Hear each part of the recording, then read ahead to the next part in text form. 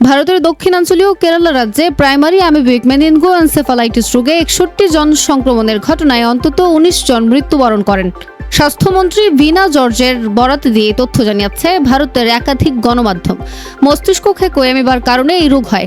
সাম্প্রতিক সপ্তাহগুলোতে মৃত্যুর সংখ্যা উল্লেখযোগ্যভাবে বেড়েছে। রাজ্য জুড়ে জারি করা আছে স্বাস্থ্য সতর্কতা। মস্তিষ্ক ক্ষেকো অ্যামিবা নেগলেরিয়া ফাউলেরি নামক জীবাণু দ্বারা ছড়ায়। এই সংক্রমণে মস্তিষ্কের টিস্যু পুরোপুরি ধ্বংস হয়ে যায়, ফলে মস্তিষ্ক মারাত্মক ফুলে যায়। এই জীবাণুর আক্রমণে আক্রান্তদের বেশিরভাগই মারা যায়। শিশু থেকে বৃদ্ধ সব বয়সী মানুষের মাঝে ছড়াতে পারে এই অণুজীব। চিকিৎসকরা বলছেন, উষ্ণ, বৃদ্ধ, মিঠা জলেই এই মস্তিষ্ক ক্ষেকো অ্যামিবা বাহক হিসেবে কাজ করে। 2016 সালে প্রথমবার PAM ধরা পড়ে ভারতে।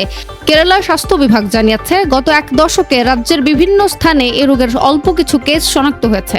দেশটির জনগণকে উষ্ণ, বদ্ধ, অপরিশোধিত মিঠা জলের উৎস যেমন পুকুর ও হ্রদের সাঁতার বা গোসল করা থেকে বিরত থাকতে বলা হয়েছে। সুমাইয়া আক্তার, তালাশ বিডি, ডেস্ক রিপোর্ট, ঢাকা।